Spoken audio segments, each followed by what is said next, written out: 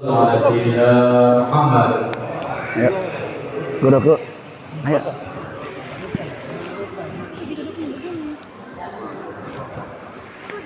Macan-macan ada punya bang lari ya.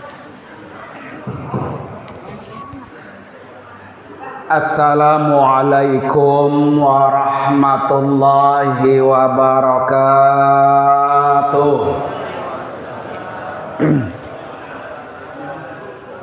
Bismillahirrahmanirrahim. Alhamdulillahilladzi khalaqal mauta wal hayata liyabluwakum ayyukum ahsanu amala. Ashhadu an la ilaha illallah wahdahu la syarikalah wa ashhadu anna sayyidana wa nabiyyana Muhammadan abduhu wa rasuluhu la nabiyya wa la rasula ba'da. Allahumma fasalli wa sallim wa barik ala sayyidina Muhammadin wa ala alihi wa ashabihi ajma'in, amma ba'du. Hadratil mukarramin, para guru-guru, para asatidah, wabil khusus yang sama-sama kita hormati, keluarga besar almarhum Bapak Haji Muhammad Siddiq. Dalam hal ini para anak-anak dan menantunya, yaitu yang terhormat Bapak Ustadz Haji Irfan Siddiq dan juga Bapak Al-Ustadz Guru Haji Salamun Nuh,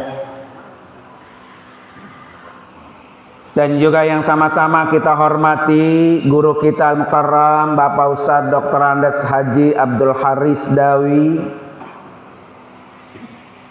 juga yang sama-sama kita hormati Al-Mukarram Bapak Ki Haji Min Fadlillah, guru kita Al-Mukarram Bapak Ustadz M. Ikhwan, Ketua DKM Nurul Khair, guru kita Al-Mukarram Bapak Ustadz Haji Ahmad Zarkashi, Kepala MI At-Taqwa 15, guru kita Al-Mukarram Bapak Ustadz Haji Abdul Rashid SAG, guru kita Al-Mukarram Bapak Ustadz Abdul Munif Haji Abdul Munif SAG, guru kita Al-Mukarram Bapak Ustadz Abdul Rahim, guru kita Al-Mukarram Bapak Ustadz Haji Darussalam, guru kita Al-Mukarram Bapak Ustadz Haji Maman Suryaman, dan seluruh pengurus Yayasan At-Taqwa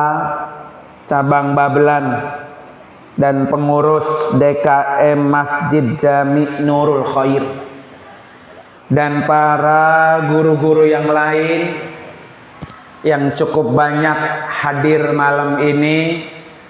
Semuanya guru-guru kita doakan biar Allah kasih panjang umur, sehat wal afiat. Para hadirin sekalian, jamaah majelis tahlil yang dimuliakan oleh Allah Subhanahu wa ta'ala. Alhamdulillah wa syukrulillah, malam ini sudah malam ke-6. Artinya almarhumah Ustazah Nur Jannah sudah 1 pekan meninggalkan dunia dan tidak akan kembali lagi. Kita semua yang hadir ini pasti akan menyusul.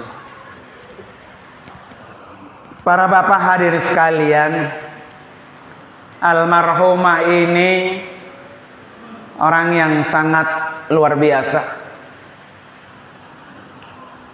matinya mati husnul khotimah. Dan ini yang paling mahal. Kita setiap hari berdoa agar minta mati husnul khotimah. Ini almarhumah sudah enak, sudah bahagia, sudah tenang di alam barzah. Ini yang perlu kita contoh Pak ya, agar kita mati seperti almarhumah. Karena almarhumah saya yakin beliau ini sering berdoa seperti doanya Al-Habib Abdullah bin Alawil Haddad. Beliau selalu berdoa, Allahumma khtim lana bil Islam, wakhtim lana bil iman. Nah ini almarhumah Pak ya. Meninggalnya beliau mengucapkan kalimat Allahu Akbar, la ilaha illallah. Orang yang paling sukses itu Pak adalah orang yang ketika mati husnul khotimah. Seberapapun kita hidup, jabatan kita dihormati, dikagumi, followersnya banyak, pengikutnya banyak, yang cinta banyak, tapi kalau matinya tidak husnul khotimah, itu bukan orang sukses. Dan almarhumah Ibu Saja Nurjana ini sukses dunia, sukses akhirat. Makanya Habib Abdullah bin Alawil Haddad ini Pak ya ngasih doa begitu tuh, wakhtim lana bil Islam, tutup ajal kami dalam keadaan beragama Islam, tutup ajal kami dalam keadaan beriman. Ya, bukti kalau almarhumah ini mati dalam keadaan Islam dan beriman, menyebut kalimat Allahu Akbar. Ini Pak, kalau nggak punya amalan-amalan khusus Pak, berat. Orang itu bisa mengucapkan kalimat apa tuh? Allahu Akbar. Ini karena almarhumah pasti Pak, setiap saat, setiap hari zikirnya pasti itu tuh, la ilaha illallah, la ilaha illallah, la ilaha illallah. Sehingga ketika mati apa tuh? Gampang, udah otomatis tuh, udah otomatis dia ngucap sendiri. Makanya kan orang itu mati tergantung apa? Kebiasaannya sehari-hari. Dan kebiasaan almarhumah ini Pak, saya yakin beliau memang tiap hari, tiap saat zikirnya apa tuh? Allah, Allah, Allah, begitu ya Pak. Kan memang dalam kitab Ihya Ulumuddin tuh Pak ya, wirid harian itu kan kalau hari Jumat wiridnya apa? Ya Allah, ya Allah, ya Allah, ya Allah. Nah kalau lisan kita Pak ketika hidup rajin zikir itu, maka ketika sakaratil maut, maka itu menjadi gampang dan mudah. Alhamdulillah Pak. Maka saya dikasih kabar Guru Salamun, beliau katanya meninggalnya menyebut kalimat Allahu Akbar. Ini Pak yang mahal. Maka dengan itu apa? Kita yakin almarhumah husnul khotimah. Para bapak dan ibu, hadirin dan hadirat sekalian, almarhumah ini Pak memang dulu pernah sama saya ketika di Mesir Pak ya. Beliau emang terkenal Pak, rajin belajarnya. Terbukti beliau termasuk orang yang berprestasi. Banyak teman-temannya itu yang perempuan-perempuan. Beliau aktif juga di organisasi, karena orang cerdas Pak ya, orang pinter ya, di organisasi dipakai. Kajian-kajian ilmu itu menjadi apa? aktivitas almarhumah selama di Mesir, Pak. Dulu kan orang perempuan, Pak, kalau belajar jauh kan orang tua khawatirnya tinggi. Ya, tapi beliau apa? Selamat tuh. Selamat dari gonjang-ganjing ya. Namanya sekolah jauh, Pak. Nggak ada mata orang tua, nggak ada yang negor, nggak ada yang perhatikan. Zaman itu, Pak, nggak ada telepon. Kita nelpon ke Indonesia tuh susah. Di sini yang belum punya telepon. Iya, paling kita kalau ngasih kabar pakai surat. Kalau mau lebaran pakai kartu lebaran, Pak ya.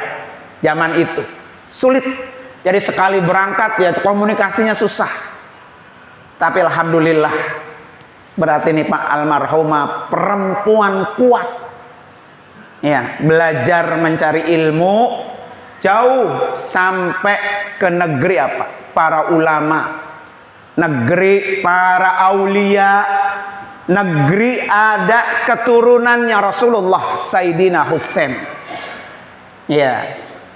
Maka kalau orang, Pak, kayak almarhumah dari awal sampai titik usia berakhirnya beliau ini, Pak, masih terus cari ilmu, dijamin oleh Nabi, man salaka tariqan yaltamisu fihi ilman sahalahullahu lahu bihi tariqan ilal jannah. Jadi jalannya almarhum masuk ke dalam surga, Pak, mudah, gampang, karena tiap hari apa? Cari ilmu. Maka kalau kita pengen kayak almarhum apa ya? Jangan berhenti, jangan ngasoh, nyari ilmu. Sekarang sudah banyak majelis-majelis taklim. Setiap kita hadir ke majelis taklim, maka dicatat oleh Allah sahalahullahu lahu bihi tariqan ilal jannah. Orang itu Allah mudahin masuk ke dalam surga. Nah, ini almarhum apa ya, Masya Allah. Kita kalau lihat begini, Pak, iri. Ya iri, karena beliau sudah apa? Sudah bahagia. Maka diterusin, Pak, oleh Habib Abdullah bin Alawil Haddad. Allahumma khtim lana bil khair wakhtim lana bis sa'adah wakhtim lana bi husnil khatimah. Tutup ajal kami ya Allah dalam melakukan kebaikan. Almarhumah, Pak, Masya Allah. Ya, kata Guru Salamun, beliau itu kutu buku. Ya, suka banget baca. Emang dari dulu perintah membaca itu, Pak, kita sama-sama tahu tuh dalilnya. Iqra bismi rabbikal ladzi apa? Khalaq. Iqra itu, Pak ya. Jadi membaca itu, Pak, adalah perintah Allah. Kalau Allah yang merintah, Pak, berarti membaca itu adalah urusan penting. Ya, orang kalau suka baca, Pak, keilmuannya apa tuh? Berkembang. Maka kalau perintah Allah itu berarti perintah yang penting. Kalau perintah itu penting, pahalanya apa? Besar. Semua perintah Allah itu, Pak, dalam Al-Quran, pahalanya apa tuh? Besar. Jadi yang almarhumah lakukan itu pahala. Kalau satu hurufnya yang dibaca 10 kebaikan. Belum lagi yang dibaca yang bentuknya kayak Al-Quran, itu udah pasti. Orang suka baca, orang bacaan biasa aja dia baca, Pak ya, apalagi Al-Quran. Maka buat kita, Pak ya, kita nggak bisa baca-baca yang lain. Dah, kita baca apa tuh? Al-Quran aja. Habis subuh kita baca, mau tidur kita baca, begitu, Pak ya. Dan itu pahalanya tuh besar. Dan ini almarhumah luar biasa, Pak. Makanya kalau orang kutu buku, Pak ya, itu kalau nulis buku, Masya Allah tuh, ya ditulis bukunya, disebar bukunya, itu akan jauh lebih bermanfaat.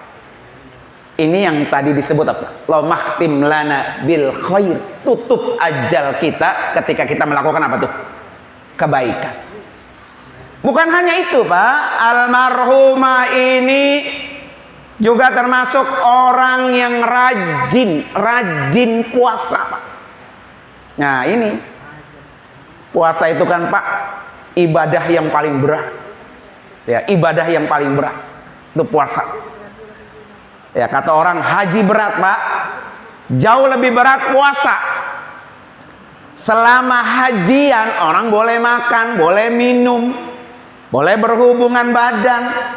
Tapi puasa 14 hari, Pak, itu kita tahan. Makanya puasa itu saumu li wa ana ajzi. Pahalanya langsung prerogatif Allah. Allah yang membalas. Puasa Seninnya rajin, puasa Kemisnya rajin.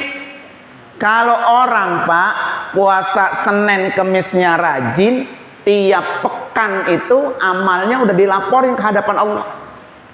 Makanya kan puasa Kamis itu tu'radul a'mal ilallah.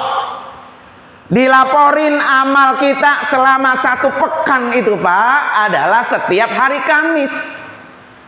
Makanya Nabi pengen ketika dilaporin amalnya, Nabi sedang berpuasa. Bagus terus di hadapan Allah. Nah, ini yang almarhumah lakukan, Pak, ya. Masya Allah. Ini yang perlu kita tiru, Pak. Ini benar-benar husnul khotimah. Ya, kita tuh pengen tuh mati begitu tuh. Ya, lagi melakukan amal baik, lagi melakukan apa? Amal soleh, terus apa? Terus kita mati dah, tenang dah, jonjon ya, Pak, ya. Di alam kubur menjadi raudhah min riyadil jannah. Jadi taman-taman surga. Kuburannya almarhumah, permadaninya empuk, tempatnya wangi, harum, dihembusin bau-bau wangi-wangi dari surga. Karena dia sudah punya apa tuh? Amal-amal soleh yang dibawa ketika kita kembali.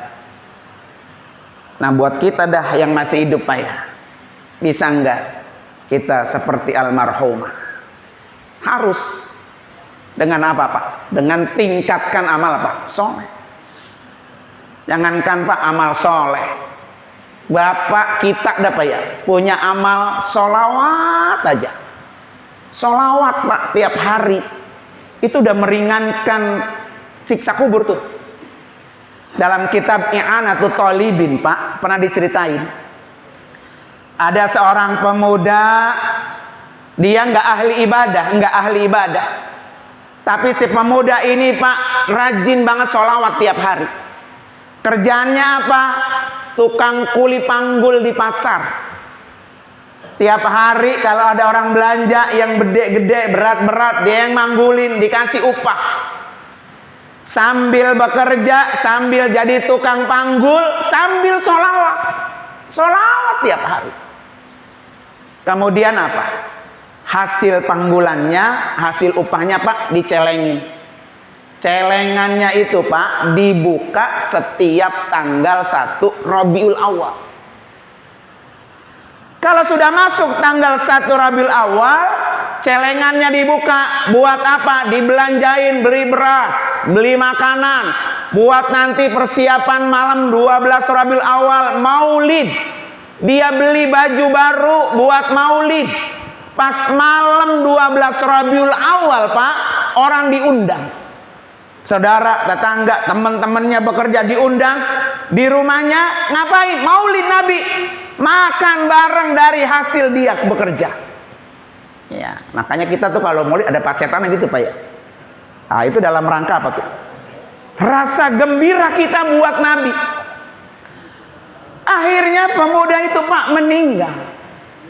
Temennya yang biasa bekerja ngimpi ketemu dia.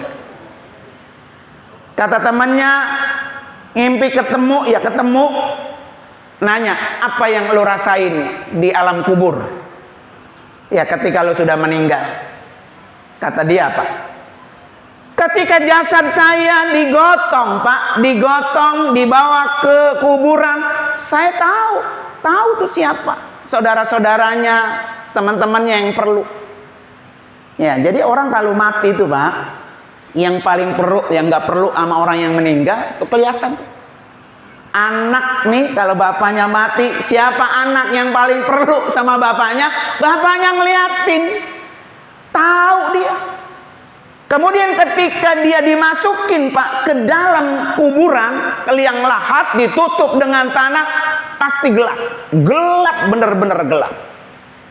Tidak lama dari pojokan itu Pak, kuburan itu keluar sinar kecil kayak bintang. Kemudian dia lihat, wah jangan-jangan ini Munkar dan Nakir datang. Begitu Pak ya. Kan kalau kita masuk kuburan, yang pertama kali datang siapa? Munkar dan Nakir. Ternyata cahaya itu Pak, semakin besar, semakin terang, semakin dekat dengan dia. Wah, Munkar Nakir makin dekat dia. Kemudian cahaya itu sampai benar-benar terang Pak di kuburannya. Maka keluarlah sosok satu orang. Kata dia, lah kan Munkar dan Nakir 2 orang. Kok yang keluar cuma 1? Kata dia begitu ya. Pas keluar 1 orang tuh Pak, nyamperin dia.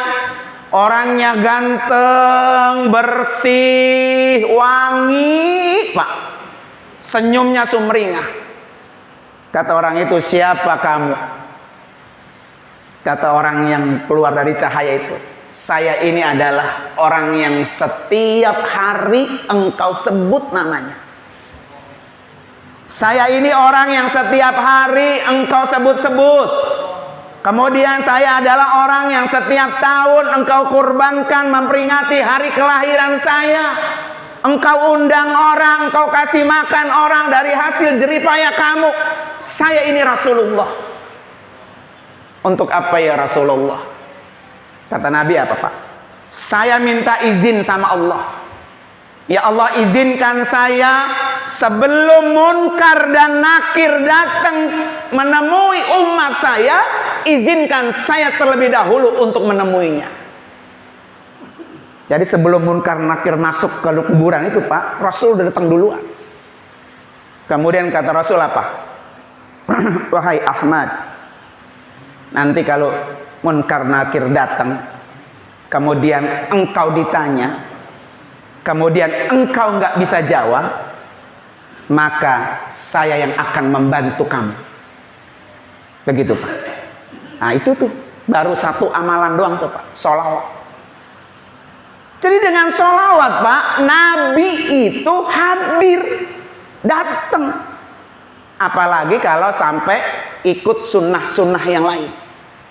Makanya kalau almarhum apa ya, emang kebiasaannya puasa ngikutin sunnah Pak.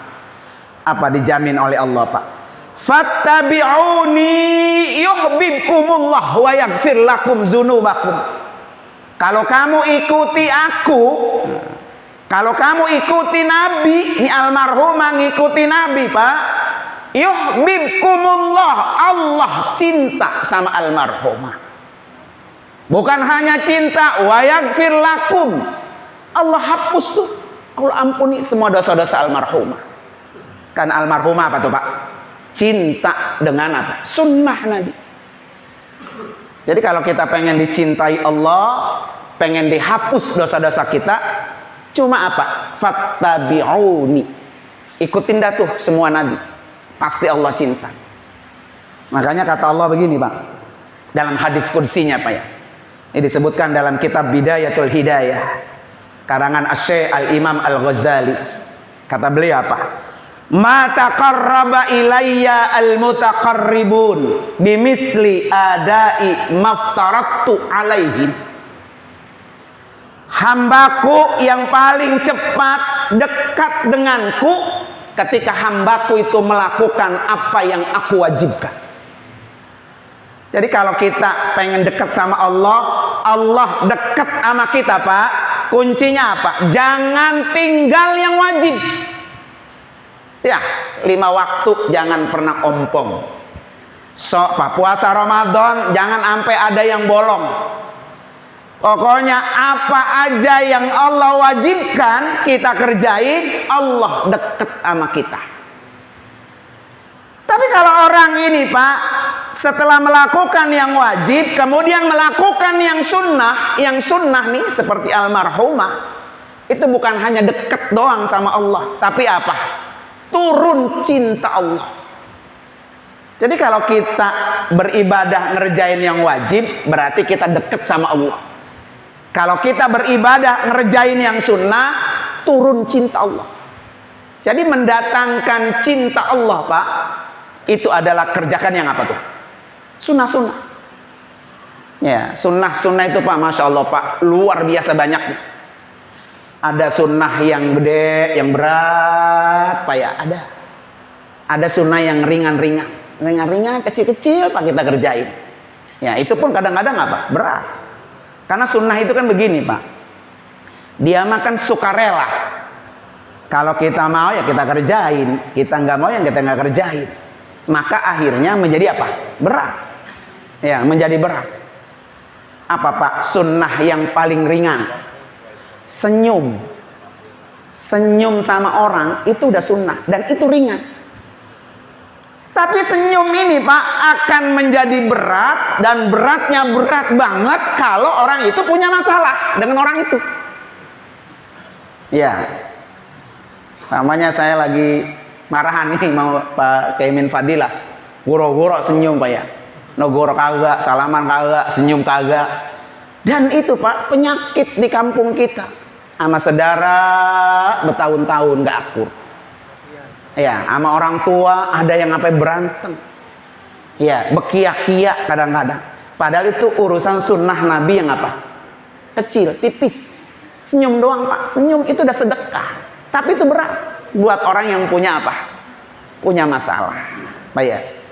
Makanya kenapa Nabi selalu berdoa apa? Allahumma ja'al fi qalbi nur.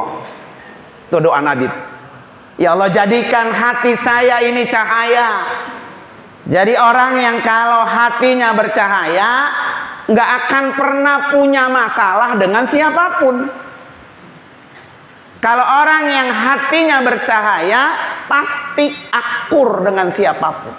Makanya Nabi itu paling lembut, paling berapa tuh? Paling akur semua orang, karena hatinya apa tuh? Bercahaya. Hati itu kan Pak sumber segala dosa. Ya, ini dosa nih paling banyak berbuat dosa di hati kita. Tangan emang berbuat dosa, mulut berbuat dosa, mata berbuat dosa, kaki berbuat dosa, tapi hati lebih banyak berbuat dosanya Pak. Ya, pamannya nih Bapak duduk nih, dan begitu kan. Kemudian terus karena kainnya BHS Pak ya, kainnya BHS, maka mereknya taruh di depan, itu mereknya, ya kan bisa gitu Pak ya. Gua berdiri, kain gua doang kan yang BHS, kata hatinya tuh, kan kain gua doang yang BHS, yang lain mau kagak BHS. Itu kagak ngomong Pak, enggak, hatinya doang. Itu kan timbul pengen apa tuh? Penyakit ria. Nah itu hati. Makanya kenapa Nabi tuh ngajarin doanya untuk hati. Allahumma ja'al fi qalbi nur. Kalau Allah Pak lebih dahsyat lagi, ngajarin doa juga buat kita. Dalam surah Al-Hasyr ayat 10, wala taj'al fi qulubina ghilla lilladina amanu innaka raufur rahim. Ya Allah, jangan kau jadikan dalam hati saya ada penyakit ghil, dengki, iri, pengen dipuji, pengen dilihat orang. Ada di mana tuh, Pak? Hati. Iya. Maka jangan ditinggal nih doa yang kayak gini. Ya, kalau Pak ya, kalau apalagi nauzubillah punya penyakit hatinya hasad Pak. Hasad itu kan dengki, iri, gedeg bae sama orang tuh Pak ya. Itu hasad. Kata Nabi bahwa iyyakum al hasad, jauhi sakit penyakit hasad, jauh. Kenapa? Kalau ada orang di dalam hatinya ada penyakit hasad, seperti apa Pak? Kayu dibakar, habis nggak ada pahalanya. Habis Pak, kayak kayu dibakar habis nggak ada pahalanya. Ibadahnya rajin, sholat jamaahnya rajin, sedekahnya rajin, tahlilnya rajin, majlis taklim rajin. Tapi karena masih dengki baik Pak, masih gedeg baik, itu kata Nabi seperti membakar kayu bakar, ada pahalanya habis. Nauzubillah, energi kita apa tuh? Habis Pak ya. Maka mudah-mudahan Pak ya, sosok almarhumah ini menginspirasi kita. Ya, selalu berdoa biar husnul khotimah. Selalu membaca yang kita bisa, Pak ya, terutama membaca Quran, baca sholawat. Ya, kemudian apa tadi tuh? Puasa Senin dan Kemis. Biar kita amal kita tiap pekan dilaporin ke hadapan Allah, tiap pekan di hadapan Allah. Dan ini luar biasa, Pak. Insya Allah dengan 3 amalan yang dilakukan oleh almarhumah membuka pintu surga lebar-lebar. Ya, ala hadini al-Fatihah. A'udzubillahi minasyaitonir rajim. Bismillahirrahmanirrahim. Alhamdulillahirabbil alamin, arrahmanir rahim, maliki yaumiddin. Iyyaka na'budu wa iyyaka nasta'in. Ihdinas siratal mustaqim. Siratal ladzina an'amta 'alaihim ghairil maghdubi 'alaihim waladdallin. Amin. Terima kasih dan mohon maaf. Hadanallahu wa iyyakum ajmain. Assalamualaikum warahmatullahi wabarakatuh.